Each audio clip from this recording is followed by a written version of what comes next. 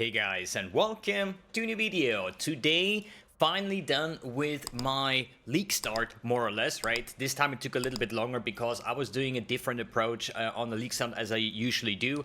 So now, finally, we have the Atlas now clear, 115 completion bonus, almost unlocked all the favorite map slots. So now I basically unlocked also all the idle slots. There is not much missing, just like Conqueror and Cyrus, Cortex, and the Feared. And this build is just an absolute breeze to play it. From yesterday's video, the only thing that I've upgraded is basically these pair of gloves with just a bunch of armor, because my previously ones that had just like life resistance with evasion and energy shield, and we need a lot of armor here for the fourth vote to make it pretty good, basically, right? Good. First, mapping strategy. I actually plan to do essences, but I still feel like that my build is a little bit too weak for that. And since I'm playing an Ignite build with Ignite Proliferation, I was like, what could we do? And I ended up picking Harbingers. And this is a very frame-dropping experience, to say the least, but it drops you like a bunch of currency items that basically can drop as a shard, whether it's like Harbinger shards, then we have Horizon shards, Ancient shards, Fracturing shards, Mirror shards in the best case scenario, and Annulment shards and all these kind of things. So you go in, you kill the Harbingers, you loot the stuff, and that's about it. Let's take a look at the idols that I picked for this kind of like farm. So the most important, or at least like one of the more important ones, is 4 idols that have 25% chance to be the Harbinger to be replaced by a powerful Harbinger boss. That means every Harbinger that is in my map is going to be a powerful boss. Then we want to get something like this. Your currency shards drop a Harbinger in your maps can drop as currency items instead. So instead of a mirror shard, you can drop a mirror, you know? I mean, it's not never gonna happen, but technically it could happen. You know, you can drop ancient orbs and all these kind of things. Then you want to get as many Harbingers as possible. This one has, for example, maps of 2 additional Harbingers. Then there is smaller ones that have like chance to contain an additional Harbinger, and the cooldown recovery rate. That means that the bosses will spawn monster faster, so you can kill them basically faster. Then we have a few of those with a chance to drop additional stack of currency shards, and yeah, that's basically it. I actually tried to get those with a Beyond, because I think Harby and Beyond is a match made in heaven. There is so many monsters packed together, so getting those Beyond demons and the merging radius and stuff gets like a good kind of like deal for potentially. I think I got one today with the Tainted Fusings, which is also going for like 28 chaos, and it all basically sums up. I'm quickly gonna mouse over all of the idols so you can basically just slow it down or take notes or whatever. So you see each individual one, yeah.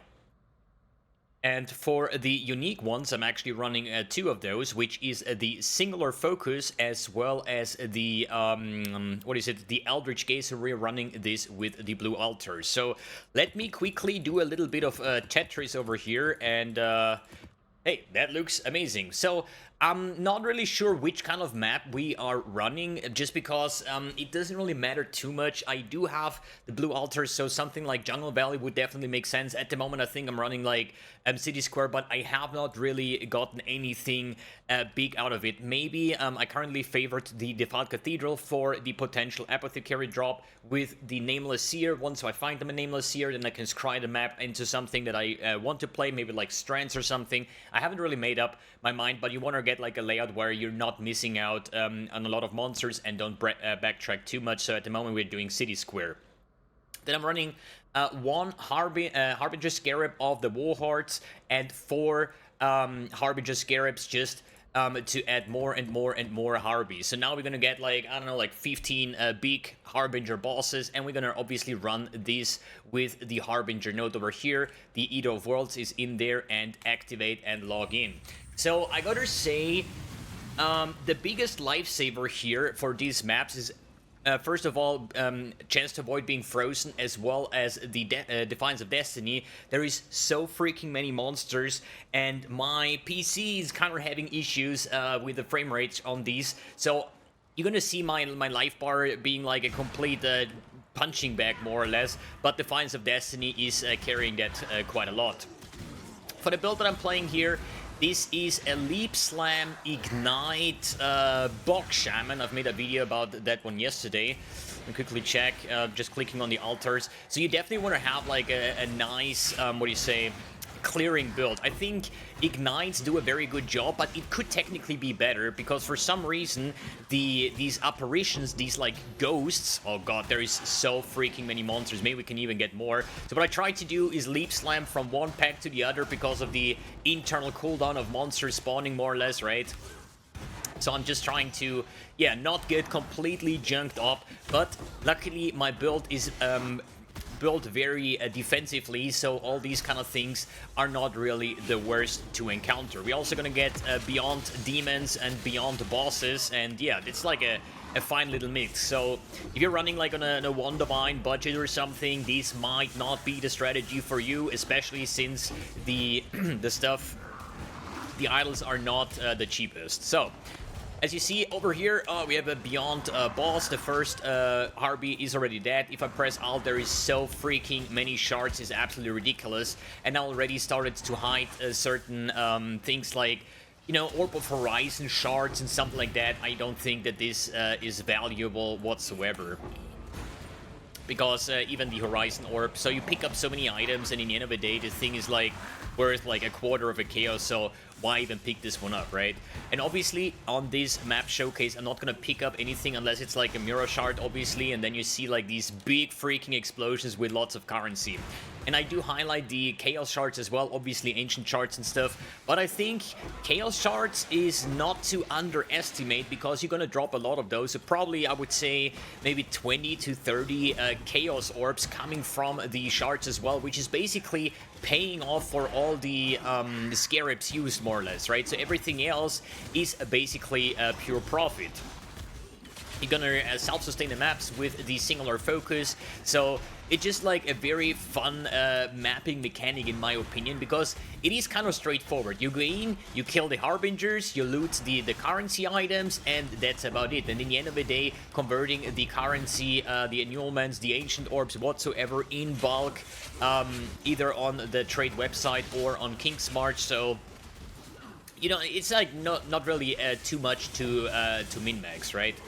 So big Harbies, and as you see, like, you need definitely a tanky build, and something what you could build in, which I didn't do, is something like a Headhunter if you can afford it. If not, Inspired Learnings is also like very strong in this kind of setup, just because there is so freaking many rare monsters with the Harbinger, so you're gonna steal a shit ton of buffs. I try to get at least one of Inspired Learnings into my build, and I decided against it because it is kind of so much investment, at least for my current build, that I don't think it's worth it, because with the Inspired Learning, your buffs only last like 20 seconds. Obviously, you're gonna steal a shit ton of buffs, but coming from an Ignite build, you know, I don't think... You know, attack speed, cast speed, movement speed, all these kind of things don't really have too much impact for me personally to justify spending like 20 skill points to get at least one Inspired Learning going on the top side of my tree, something like this. I need to go Power Charge nodes, Herald nodes, and I don't even use any of those, so it's basically dead skill points. But I think my build has enough damage, enough tankiness to do these kind of like maps, and holy shit, dude, it's so many monsters, and sometimes... Am I stun locked? It's... Dude, Defiance of Destiny! The Defiance of Destiny is such a game changer in those kind of things, because you get hit so freaking often with so like little small hits, because I have a lot of damage reduction, that you basically should not be able to die. Obviously it can always happen, especially when you click the wrong modifier on your altar, so... I would say the more investment you have, like, dude, look at the amount of monsters here. The more investment you have on your character, the easier it's going to be to run these kind of maps. But as I said, my build is pretty much able to do it. I'm still even not ailment immune, so every time I get, like, a big chunky Ignite on my character, I start to drop down, but I'm using the Forbidden Taste because I do have quite a bunch of Chaos Resistance. I think 85 to be exact, because we are also... Oh, there is a Sanctuary map. Because I'm running Box Shaman with the Self-Poison node, and I'm mitigating the Self-Poison with the Watcher's Eye modifier for Malevolence with which says unaffected by poison, right? And that basically means that I'm getting hit so often I permanently have my poison stacks up, and that means I'm running 85 poison res with Divine Flesh, Chaos res with Divine Flesh, and also 80 resistance from all the other elements. So very, very tanky. A bunch of armor with the 4th bow is pretty nice. Sadly, as far as I can see, no big drops, no, there's a few Exalted charts here and there, and Yulman charts and so on, but obviously we want to have the good stuff, potentially a Mirror shard, or, what else, Fracturing shards, they also, like, sell quite well. But man, these maps are actually so much fun to run. I don't know, it's just like this one thing that PoE 1 has that PoE 2 is lacking, right? And this is insane amounts of monsters, big explosions, ignite proliferation going on, and just having fun in general, right? I think that's why Breach is kind of the only good farming strategy basically in PoE 2, because it's just the most fun. It's still a lot of monsters, you can still make high clear builds, and you're good to go, right? And I think I'm gonna do this for the next upcoming days, just to get myself a nice bunch of currency. Hopefully we are able to get a Mirror Shard, but as you saw, like, half the map is basically... Oh, there, I forgot this boss. Half the map is basically covered in Harbinger bosses, and it's just fun. I don't know. Killing a lot of monsters is just something that, something like Simulacrum or Heist or Sanctum is something... you don't really get too much, right? It's also not bad experience. We're now level 94. So let's kill the boss. We're also dropping T70 maps, and I think Sanctuary is one of the, what was it, Fortress? Let me quickly check. There is like one that is worth 100 chaos. So this is probably Sanctuary is one of the better T17s that you can drop. But yeah, this is basically a map. And now we're just gonna keep on farming this strategy. If you have any questions, feel free to write a comment whatsoever. Build link is in the description below. Video for, or like the first glance / guide is in the description below as well.